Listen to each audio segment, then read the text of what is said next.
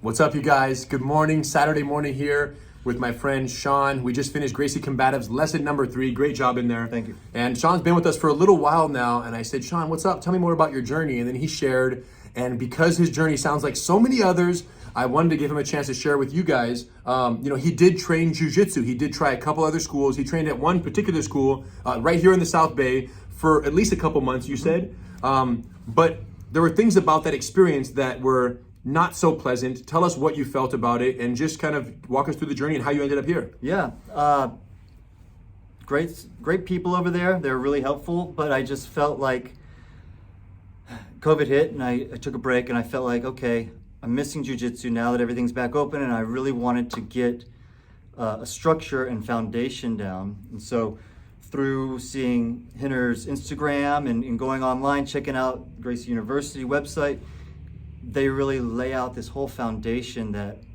I need personally for myself to feel like I can grow, so I'm not out there just rolling around. And so he mentions that from day one at the school he trained at, you were rolling on the first day. It was like, hey, Sean, welcome, go spar with him. And you don't even know anything, and you were doing that. What did it feel like getting into that with no actual foundation to count on? Chaotic, trying to incorporate the lesson you learned that day, but it's like you're everywhere, and there's just having some kind of foundation to build off of is what I really find useful and helpful here. And the environment, everybody, from the moment I walked in, the front desk was very welcoming, walked me around the whole facility, and all the instructors, yourself, Huron, Alex, Zach, everyone's really great. Talk about this. What do you like about this? So this is the card we have with all the different lessons we go through, and each day it breaks down everything, every nuance and everything, to where you're really incorporating it, getting it into your body before you actually start to roll. So we're learning takedowns, mounts, submissions, escapes.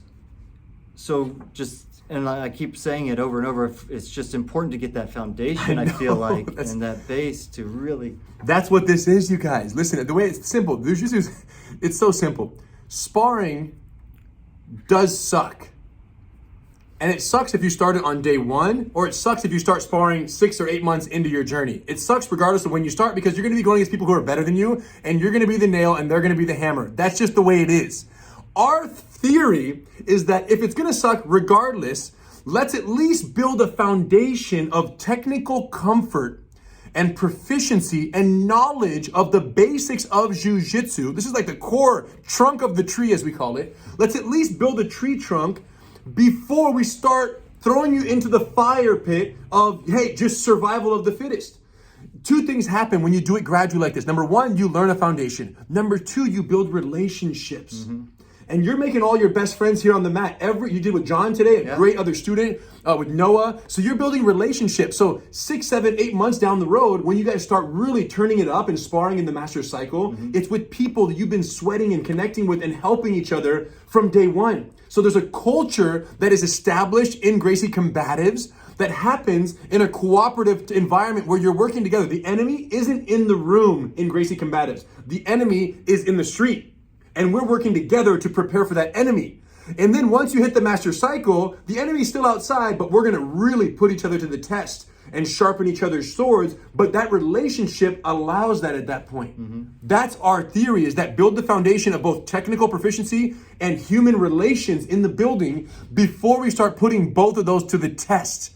And so many schools and so many journeys, because if we didn't exist, and let's say Sean, how old are you? 46. And he were to spar at that school, and you got a couple bumps and bruises and twist your knee, you mentioned early on. So there were some injuries that happened to him early in his sparring that were not the most pleasant, right? And you heal slower in your 40s and 50s and 60s than you do in your 20s and 30s. So if Sean would have had a few more injuries, ultimately stopped going to this local school over here, the sport BJJ school, where they're sparring from day one because they only want you to be as tough as you can, as fast as you can. It's like, that's all they care about, is that you get thrown to the wolves so fast and that you are built up to be, and there's something to that, you guys. There's no doubt that the fire kind of forges the steel. There's no doubt about that. That's a fact. The question is, if the fire's too much, too soon, then the student simply leaves and never comes back. And that's my fear for a guy like Sean. If we didn't exist here, he might have just stopped after 2 months, said, yeah, it was a fun run, like it was cool. But at this age, I don't know if I want to keep withstanding those injuries. I have family, I have things I like to do. I like to work out. You're very routine in your day. I don't want to mess up my routine because I'm going to get someone who's another beginner trying to show off to the teacher. It's not worth it at that point. So that's our theory, is that we're going to put him to the fire eventually when the student is ready. When he says, Henner, I want to go roll, and I pass my Gracie Combatives test, and I know all these basics, I'm ready, Henner. I'm like, cool, go ahead, champ. You see what I'm saying? But that's you choosing. That's not you being thrown into when you're walking in like, I don't even know what the basic positions are of jiu-jitsu. I don't even know what tapping out means. And yet I'm sparring with someone else who's pulling on my arm in an awkward manner that could potentially break it in a real fight. Am I tripping? No. You're Am I right on on. point? There you go. So this is why we do this. And I said, Sean, if you want to come share your story, I'm sure other people watching are in the exact same situation. They either are in a school where they're having a negative experience, or they've left a school and given up on jiu-jitsu altogether. Those are the biggest tragedies. Right. Because they don't even know this exists. So every time I have a chance to get someone like this, as you guys know, I let them share their story, because we have 207 schools around the world and counting. Every year we add 30 to 40, 207 schools that do exactly this. And they don't have a choice. If they don't do this at one of our schools, they are not a certified training center anymore. We actually maintain this quality with a rigorous standard, and that's why they're certified Gracie Jiu-Jitsu training centers. So I just want to say thank you for sharing. Thank you for trusting that there was another way out there. And for those out there who are either already left a school, welcome back. We got you. We got you. Give it a second chance. If we let you down, then you should give up on jiu-jitsu. You're done. Turn it in. For those who have not yet embarked on the journey, this might be the safest place to start. Because if you start here and you want more fire, you can find it a million other schools. If you want it to be crazy from day one, I'll send you to 10 other schools within 5 minutes. I have a lot of referrals I can give you if you want more fire from day one.